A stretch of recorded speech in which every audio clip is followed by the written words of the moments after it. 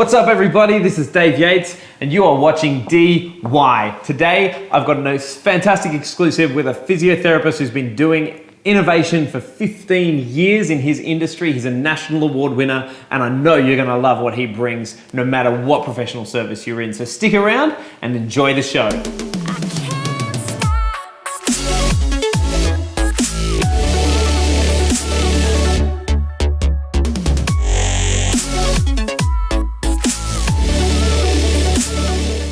Arthur, thanks for coming. Oh, thanks for having me. I'm really keen to, I guess, get an understanding of professional services in your world. In 2007, I took over a business. Okay. So I had no idea. You bought the business, yeah, and then a year later, you probably shouldn't have bought the business. Well, I reckon about 6 weeks later, I should have bought the business, but I bought over from an existing practitioner, Yep. So in physiotherapy, well, like in a lot of things, all right, Yep. if someone's come to you for marketing or branding advice, Yep. and you say, well, I've got an associate on board, Mm-hmm. why would I even go and see that associate Yeah. if I have come to know you for Yes. your skills, right? Yep. And this was the effect that I saw when I learned the hard way, Right. where I paid X amount of dollars Mm-hmm. to get, let's say, 100 appointments a week, Mm-hmm. and when the owner left, there's actually no single reason why any of those patients Yes. would come over to me. Yes. Because coming over to me would be like going and trying a different practice, person. right? Absolutely. And people who have followed her for 20 years, who've moved away, have got no reason to travel back. And so what happened, my market was the retirees, Yep. self-funded retirees. Yep. And so the year after, when the GFC hit and all the super Of course. went down by half, my 100 went down to as low as 29. Oh man. All right, so I paid for 100 down to 29. So you've gone in expecting this much revenue, and by the time that hit, Yeah. you're down to a quarter of what. Well, because you I had no expected. experience, Dave, I didn't just expect this revenue, I expected this revenue. You're going to come in, you're going to save the day. Everyone's That's going right. to come to you. Yeah, change my sign. Everyone is going to love me. Yep. But at that point, that's when I started to do market research and Yep. experiment for up to 12, up to 12 o'clock every night. I was almost staying at the practice. Yep. What I ended up doing at that point was I started exploring. Right. Okay. Yep. So I actually, in a short period of time, got a power status on eBay selling exercise bands. Okay. Right. Yep. Because I realised if I got it in a roll of how many meters, I Yep. cut it up, Yep. folded it up, and put it in a letter. Yep. It'll get charged as a letter. Right. All right. And so I did that, and I sold these bands Yep. all over the world. Wow. Right, and I got power seller status, right? So these are the types of explorations that I went into. And in marketing exploration, so I started thinking, all right, if I spent $5 to get a patient in, Yep. and they came to me to see their neck pain, Yep. there's two ways to see them for 10 visits, make it worthwhile, Yep. okay?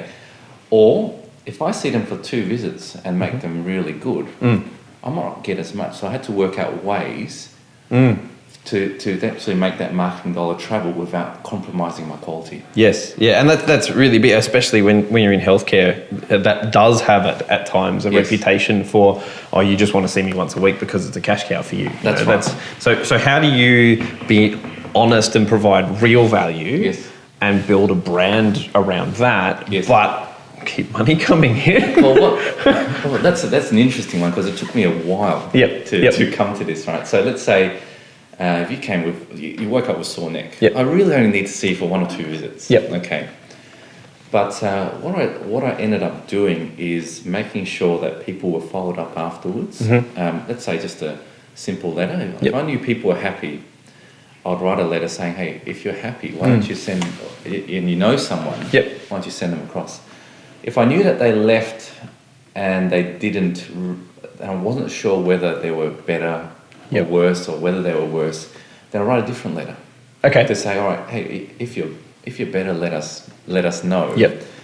Or if it's not better, there are other options like back braces all these things. So we offer a lot of alternatives for care. Yes. Okay. Yep. And from that, if there was a recommendation or there were more visits for other parts of the body, which it means that those $5 actually then for a patient actually travelled not just to those 2 visits, but to the goodwill that led to a lot of referrals afterwards. Yes. So what's the real return on investment? It's hard to... Yeah, exactly. But I think what you've got there is what I want to tap into in this video specifically, is that when you're struggling for revenue or when you're looking at other ways, there's an opportunity for innovation. And what you're recognizing in your customers' behavior is that they might be going somewhere else or doing something else, and you're finding ways to reach them. Yes. So alternative care, the fact that they may not come back, but they may feel like they can look after themselves, whether that's right or not. You can still provide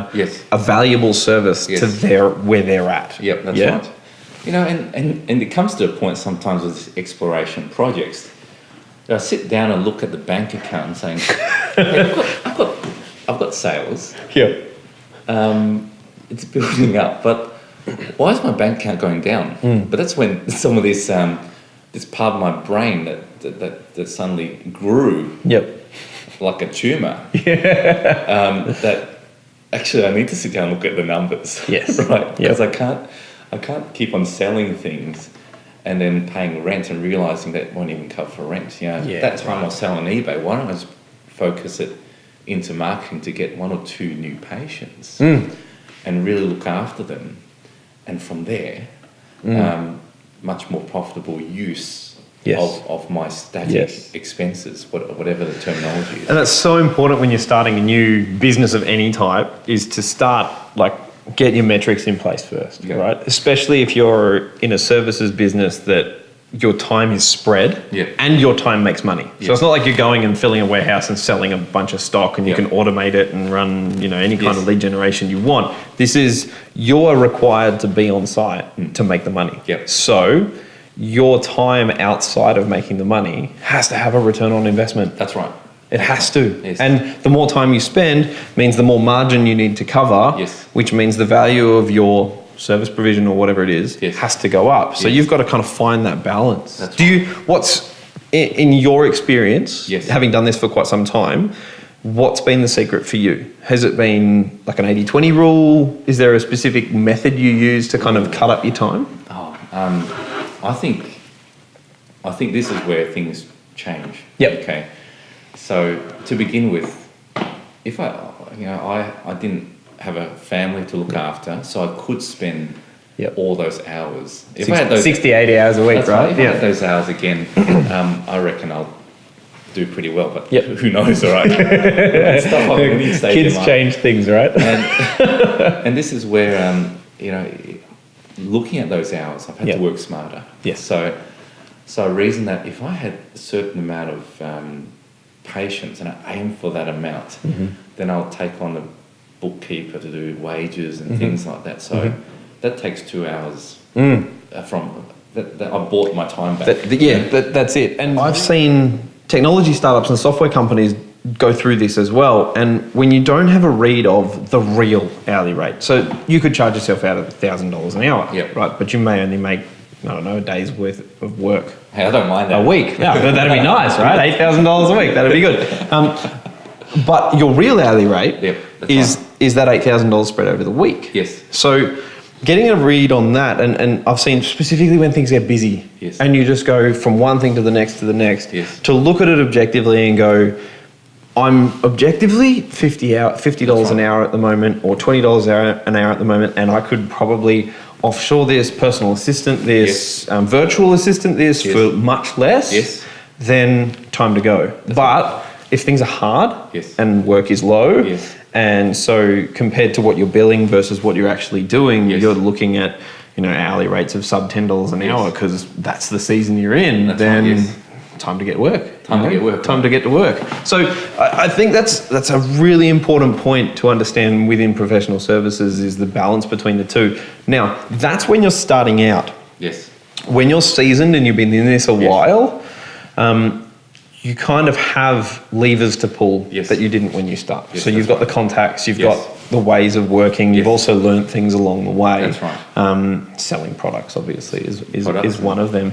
I'm interested in some of the things you've learned along the way around marketing your service. So specifically around online, offline, because I know you've got some stories to tell in that space. Oh, yes, there's always stories, but there's always successes and failures as well, right? But let's concentrate on the successes. I could go on for hours. Actually, no. Before you do, right? tell me an online marketing tactic that failed. Online marketing tactic that failed. So I tried similar targeting techniques to my Google campaign, which did really, really well on Google. Okay. But people, as in AdWords? AdWords. Okay, yes. right. Yep. And we'll talk about that later as well. And I tried to use a similar technique there, but of course on Facebook, ads would show up rather than you search for it, and so there was a different. It was a different delivery mechanism, different behaviour on the user side. Yeah. The user's not looking for it; it's an interruption. Right. It's like an ad break in a TV show. That's right. Yeah, that's right. That's a good way to put it. Yeah. Right? And so the key lesson there was that you took what you learned somewhere and applied it to Facebook, and it didn't work. It didn't work. Yep. Yeah. Okay. People were using it differently. Yep. Right. Whereas on Google, what I did there that worked really well was I thought about if I had back pain. Yep. What would I be looking for? Would I be looking for back pain physio, or would I be looking at the suburb I'm in, physio? For example, Ringwood Physio, because I'm in pain. I don't want to travel half a day to someone top. Well, not on the first session. Maybe when it's chronic and I need something done. So you're answering that convenience factor. And I had a different ad for every different suburb. Nice. So, and the ad usually related it to a building or a place that people would know. For example, if it was Doncaster Physio, and I was 5 minutes from there, I would say 5 minutes from Westfield Doncaster. Okay. Smart. When people clicked on it, the first thing that came up was a map of how to get there. And I bought a 1-800 number so it wouldn't cost people a cent. Nice. To call. So it was a lead-in. And I know that if people called up, 95% they'll book in. So you're removing barriers to entry there as That's well. right. Because what you're saying is it's really close, it's somewhere you know, it's in a location that's easy for you to find. You've built landing pages that remove all the areas of doubt, I guess. Right. And then you're saying no cost. No cost. Give me a call, make the appointment, no cost. Right. You don't even need to make an appointment. Just call up to have a chat. And I know that people have a chat. 95%. Yeah, nice. The other 5% is probably the other competitors finding out how much we cost. But that's fine. That's fine. I'm happy. I'm fine. Okay. But that's something I couldn't apply to Facebook, could I? Because people weren't searching like that. That's right. And so so understanding what people are feeling at the time when they're doing the search, they're going, I need somewhere. I need to get in today. Even a message say we'll try to fit you in today. Yes. So we haven't addressed even my profile. I'm just addressing their need at that time. To get people in. Yeah. Okay. Right. So on the topic of what people need, because I think that's a good segue into the next piece I want to talk about. In any professional service, so legal, accounting, health services, or even handyman type services, whatever it is, innovation is big. I mean, I work for some firms who put innovation in their corporate values, but they all do the same job they did yesterday. So innovation is just a buzzword, right? That's right. But you've innovated in your space. I have. So talk to me about how you define innovation first from a services point of view, because I think that's important. Yes. And then we can dive into what you've actually done. Well, innovation, I'm not, I don't follow up with terms. So if I get it wrong... No, I'm interested to hear what you say. If I get it wrong, that's just me, okay? But I'm when it comes to these things, I'm very stubborn. I like to define, there's all these terms I find out afterwards of what I really call things. For example, if you had back pain, it was this. Sometimes people ask me, what's wrong with my back? If I can tell that type of person, I just tell them, your back's stuffed. and they're happy with that. Okay, they're backstuffed, and they go, "Oh, Yep. I'm happy with that." Yep. But anyway, innovation, I believe, is especially in the service industry. It's not jumping into areas where how can I say? It's not heading into niche areas. It's not that. Yep.